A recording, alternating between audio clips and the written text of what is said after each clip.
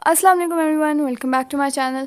और आज मम्मा हमारे नाश्ते के साथ मटन पकाने के लिए भी रख रही थी, क्योंकि प्रेशर कुकर में वैसे तो बनाना है पर इसके बनने में टाइम भी लगता है। और पापा ने 12 बजे तक आना था, तो मम्मा ने कहा सुबह ही रख दूँ ताकि टाइम से बन भी जाए। तो फिर हम लोग तो फ़िलहाल अपने स्कूल की तैयारी में बिज़ी थे, तो मम्मा ने ये भी साथ ही करी थी। और इसके अलावा भी मम्मा ने कटलेट्स वगैरह बनाने थे, तो और चीज़ों के लिए भी टाइम चाहिए था। और मटन तो वैसे हम लोगों के घर इतना पूरे महीने में इतना नहीं बनता, सिर्फ जब बाबा आए तभी बनता है। वैसे मेरा भाई खा लेता है, पर चूंकि मैं और मेरी बहन नहीं खाते तो उसके लिए भी फिर मम्मा अगर बनाए तो बिल्कुल थोड़ा सा बनाती हैं कि सिर्फ वही खाए। और इसके बाद सुबह ही फिर साथ में मम्मा ने कटलेट्स की तैयारी भी शुरू कर दी थी। और इसके लिए सबसे पहले प्याज को चॉप करना है और उसे लाइट ब्राउन करना है, बिल्कुल ब्राउन नहीं कर देना। और इसमें फिर हमने जिंजर गार्लिक का पेस्ट डाल देना है, और सॉल्ट और ब्लैक पेपर है, और इसके अलावा ज़ीरा भी डाल देना है। और इसको गलाने के लिए ना पानी हमने ख़ुद से ऐड नहीं करना, वो अपने पानी में उसका इतना होता है कि वो पक जाता है। और इसे बिल्कुल दम वाली आंच पे पकाना है। और इसकी फिलिंग को आप अपने हिसाब से मोल्ड कर सकते हैं। इसकी बहुत ज़्यादा वेरिएशंस बन सकती हैं, जो आप जिस तरह बनाना चाहें। चाहे इसके अंदर वेजिटेबल्स डाल दें, चीज़ डाल दें, या बिल्कुल कीमे को स्किप करके सिर्फ वेजिटेबल और वो चीज़ का बना लें, तो जो आप को बेहतर लगे। पर इसमें कीमा हमें बेहतर लगता है सबसे ज़्यादा हमारे लिहाज से, वो ठीक है तो फिर हम वही डालते हैं। और इसके बाद ये साथ में मेरे भाई का नाश्ता था, वो उस स्कूल नहीं गया था तो उसका मम्मा ने फिर लेट बनाया था। और हम तो फिर रस्क और चाय सुबह, टाइम मम्मा बिज़ी थी तो वही खा के चले गए थे, टाइम नहीं था। और इस फिलिंग को हमने आलू के अंदर फिल करना होता है। और मामा ने 4 से 5 लिए थे मीडियम साइज़ के आलू, और उन्हें बॉईल किया। उसके अंदर नमक, ज़ीरा और प्याज बिल्कुल छोटा चॉप किया हुआ वो डाला था इस आलू की फिलिंग के अंदर भी। फिर कटलेट्स बना के उन्हें अगर टाइम है तो फ्रिज में थोड़ी देर रखते हैं, ताकि उनकी शेप बिल्कुल फर्म हो जाए और फिर फ्राई करते वक्त मसला ना हो। और अगर नहीं है टाइम तो साथ में भी फ़ौरन से बन सकते हैं, इतना उसमें भी ख़ास मसला नहीं होता। पर अगर आप सेफ़ साइड में रहना चाहते हैं तो आप फ्रिज में रख। तो मम्मा ने दोपहर के खाने के लिए के टाइम फ्राई करने थे, तो इसलिए फिर मम्मा ने फ्रिज में रख दिए थे। और मम्मा साथ हाथ के साथ कुकिंग ऑयल भी लगा रही थी, ताकि वो उसके साथ स्टिक ना हो हाथों के साथ आलू। आज कटलेट स्पेशली इसलिए बन रहे हैं क्योंकि बाबा को भी काफ़ी पसंद हैं, तो इसलिए आज मम्मा ने कहा कि आ रहे हैं तो बना लिया जाए उनके लिए एक स्पेशल डिश। और फिलिंग ज़्यादा थी और ये आलू कम थे, तो मम्मा ने वो रख लिया। पर बाद में जब और बनाना हुआ तो फिर और बॉयल हो जाएंगे। एक मेन फिलिंग ही होती है, वो बना के रख लो तो फिर बाकी तो मुश्किल काम नहीं है इतना। और इसको फ्राई करने का ये तरीका है कि एग में इससे पहले डिप करें, उसके बाद ब्रेड क्रम्स लगाएं और फिर फ्राई कर लें। और आप चाहें तो डबल कोटिंग भी कर सकते हैं। और इसको हल्की आंच पे फ्राई करना। और मेरी एक बुक थी, हमारे वैसे ही 2 चक्कर लग चुके हैं, तो मैंने अब कल मम्मा को दोबारा से कहा कि मुझे वो बुक चाहिए, और अब उनके पास आ गई। मैंने उन्हें कल कॉल करके पूछा है, तो उन्होंने कहा कि भाई मैं पहले तुम्हारे पीछे 2 चक्कर लगा चुकी हूँ, तो अब मैंने नहीं जाना, खुद ही ले आओ जाके बुक। मैंने कहा इसमें मेरा क्या कसूर है, मैंने तो उन्हें नहीं कहा कि आप अपने पास बुक ना रखें, तो अब है तो अब ले आए। तो उन्होंने कहा मैं तो नहीं जा रही। तो फिर आज मैंने कहा अच्छा ठीक है आप ना जाएं, अब कल पापा आएंगे मैं उन्हें कहूँगी। उन्हें मैंने आज कहा है तो वो कह रहे हैं आज गर्मी आज बहुत ज़्यादा है, तो मैं शाम को जाऊँगा। तो और वैसे भी आज सच में आजकल इतनी ज़्यादा गर्मी हो गई है, और इसका नाम ख़त्म हो ही नहीं रहा, गर्मी ख़त्म होने का नाम ले ही नहीं रही।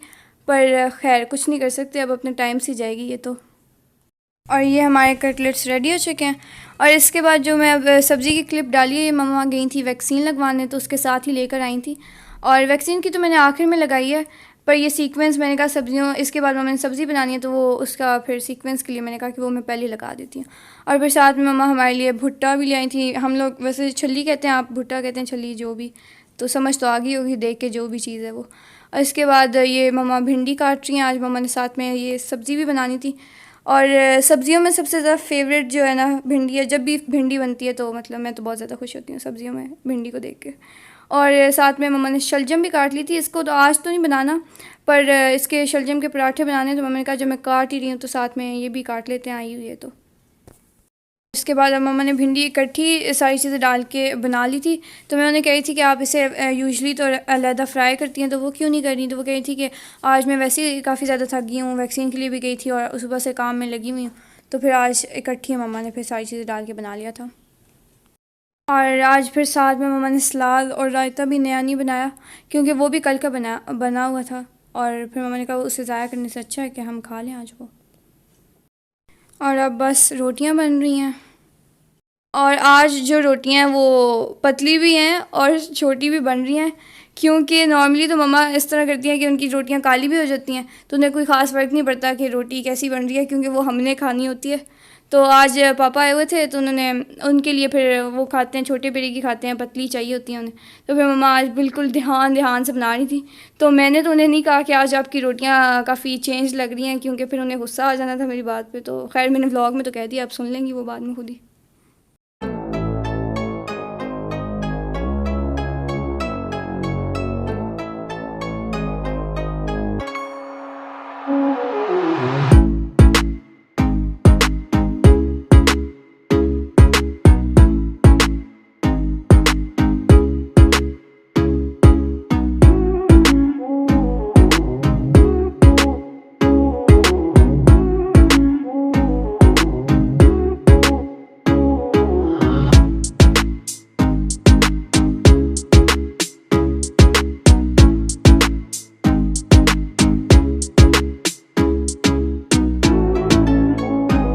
और अब ये मेरी अलमारी है, मतलब इसकी हालत थोड़ी ख़राब हुई हुई थी।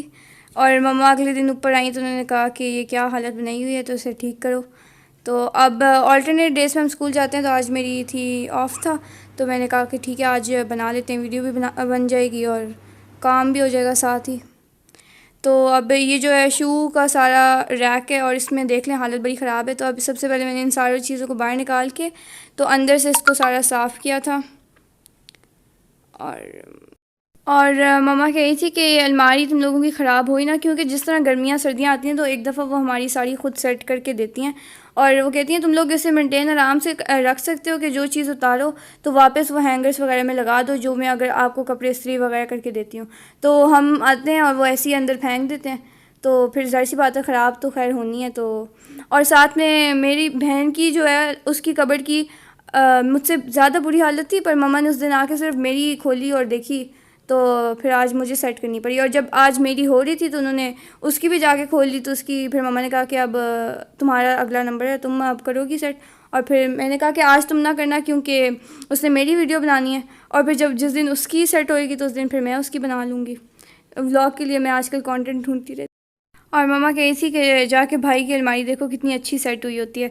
तो मैंने उन्हें कहा कि इसमें उसका कोई कमाल नहीं है, वो रोज़ मम्मा ही उसे रोज़ उसकी अलमारी सेट होती है, और रोज़ ही जब उसने नहाना होता है अपना जोड़ा निकालता है और सब कुछ बाहर निकाल के उसमें से फिर एक चूज़ करता है, और वो अब वापस अंदर नहीं डालता। और अगर उसने कपड़े वापस अंदर डालता हो तो वो जो मैले सारे कपड़े होते हैं वो भी गोला बना के अंदर डाल देता है। और फिर मम्मा जिस दिन उसकी सेट करती हैं फिर आके निकालती हैं, और फिर ये दोनों आपस में लगे होते हैं माँ बेटा। और फिर अब इसमें उसका तो कोई कमाल ना हुआ कि उसकी सेट हुई होती है, तो हमने तो अपनी खुद संभालनी होती है। और वो भी फिर मतलब ये है कि देखने के काबिल तो होती है ना, हमने इतनी तो रखी होती है, उसकी तो मम्मा खुद सेट करके दे देती हैं। और ये सारे मेरे दुपट्टे हैं, हमने ज़्यादातर नेट के रखे होते हैं कि हर जोड़े के साथ फिर वो चल जाते हैं। और जिस तरह नया कोई ड्रेस आए तो उसके हिसाब से फिर कलर्स मैचिंग होते जाते हैं, फिर इनकी जो है ना कलेक्शन में ज़्यादा बढ़ती जाती है। और तकरीबन अब ये सारे जो हैं, ये आपको लग रहा होगा कि ड्रेसेस इतने ज़्यादा हैं और दुपट्टे इतने कम, तो ये तकरीबन आधे से ज़्यादा जोड़ों के साथ यही मेरे चल जाते हैं, कॉन्ट्रास्ट हो ही जाता है इनका। और ये हैंगर जिसमें मैंने लगाए हैं तो वो तो कब का आया हुआ था, पर आज फाइनली जाके उसमें लग ही गए दुपट्टे भी।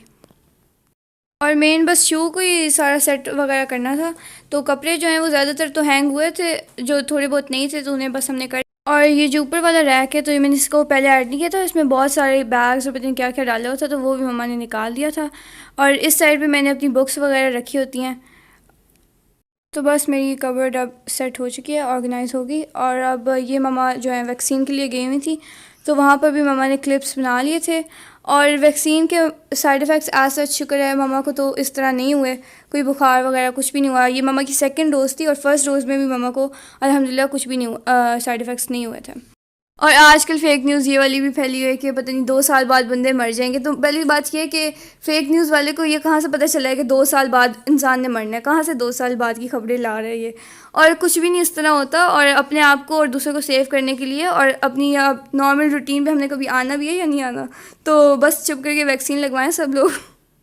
हमारा काम है कि हम अपनी सारी प्रिकॉशंस लें और बाकी सब कुछ अल्लाह पे छोड़ दें। बस आज का व्लॉग इतना ही था, उम्मीद है आपको पसंद आएगा। Please like share and subscribe. Allah हाफ़िज़।